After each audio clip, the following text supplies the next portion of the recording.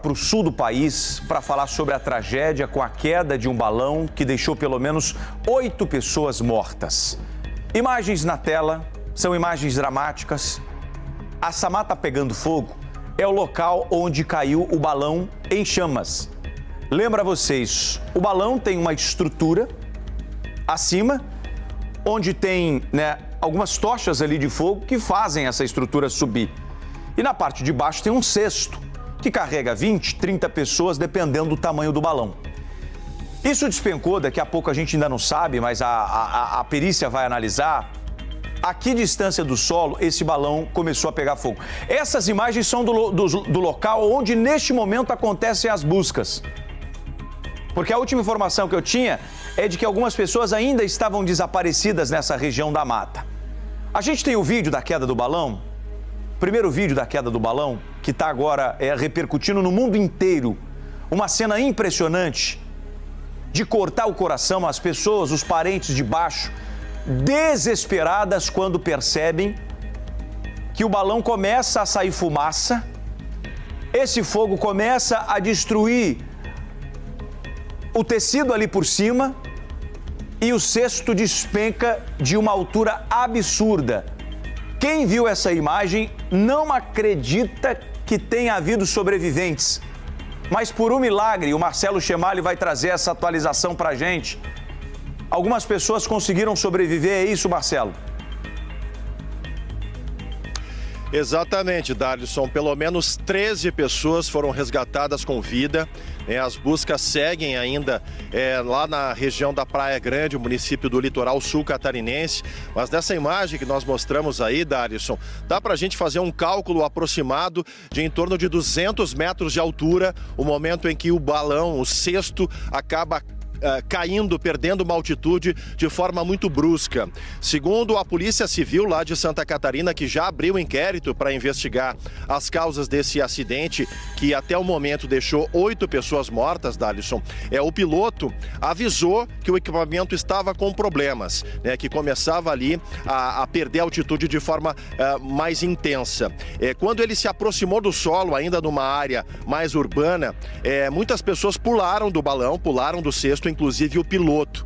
O que aconteceu depois disso, Darlison? Claro, algumas pessoas se feriram ali, numa altura aí mínima de 5, 7 metros, acabaram machucando pernas, enfim, e foi aquele desespero para se salvar. O que aconteceu depois? As pessoas que ficaram no cesto, que não conseguiram saltar, o balão acabou subindo mais uma vez, justamente por ter ficado mais leve esse cesto. Isso informações aí da Polícia Civil, e é essa imagem que a gente reproduz, Darlison, do balão depois aí com algumas pessoas, em torno de 8 pessoas, 8 a 10 pessoas lá no alto. Aí o fogo começa realmente a tomar conta dessa estrutura, um balão de ar quente, que é inflado justamente por conta desse ar, que é levado aí por um equipamento, que leva o fogo para dentro do balão, mas ele produz o ar que faz o balão subir cada vez mais. Isso já não acontecia. Então, quando a estrutura começou realmente a pegar fogo e a despencar, Darlison, é uma imagem desesperadora. Foi quando ele se afastou da área urbana e foi para uma região de mata, que é justamente onde essas buscas acontecem nesse momento. A nossa produção aqui em Porto Alegre, Darlison, conversou com o delegado regional lá da Polícia Civil de Santa Catarina, delegado Ulisses Gabriel, que já garantiu que a perícia atua já, o inquérito está aberto, o piloto vai ser ouvido já ainda na tarde deste sábado, foi ouvido de forma informal, aparentemente, o piloto desse balão. E a partir daí, a lista dos passageiros, 21 pessoas estavam nesse cesto desse balão. Há um protocolo de sobrevoo, a região da Praia Grande, lá em Santa Catarina, assim como a Praia de Torres, aqui no litoral norte do Rio Grande do Sul, são 2 municípios que têm uma tradição enorme no balonismo. Inclusive, Torres tem um festival internacional de balonismo que acontece todos os anos no mês de abril. Brasil. E esses passeios turísticos lá na Praia Grande se tornaram bastante populares nos últimos anos, justamente pela beleza natural, né, pela proximidade com os cânions, né, o cânion do Malacara e do Itaimbezinho, que também fica aqui no Rio Grande do Sul. A região dos cânions divide ali, na divisa dos dois estados. Então, isso se tornou algo que atrai um número de turistas cada vez maior todos os anos. E esse setor, evidentemente, vai sofrer algum impacto, né? A cidade de Praia Grande está consternada, a população toda.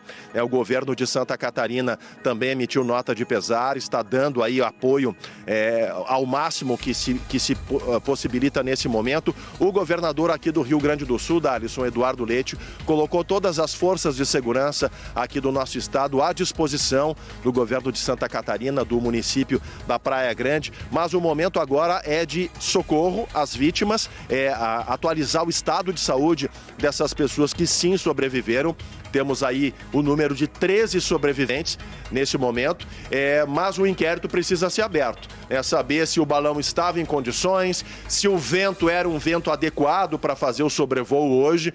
O número de pessoas, ele impressiona, mas são estruturas bem maiores do que aqueles balões que fazem geralmente as competições, né, dos festivais de balonismo aqui na Praia de Torres e também em Praia Grande. Esse é um balão de sobrevoo turístico, portanto, 20, 21, 23 pessoas é um número normal dentro desse protocolo, mas todos os passageiros e também o piloto são identificados, né? Assinam um termo há um risco realmente nessa prática esportiva e nessa visualização lá do alto. Geralmente o voo começa antes, inclusive, do sol nascer. É um trabalho que começa aí nas primeiras horas do dia, e o que atrai turistas é justamente isso, é ver o nascer do sol lá no leste catarinense, e aí a partir daí fazendo esse contraste com a natureza, com o verde dos cânions, com os paredões de pedra e também com o sol.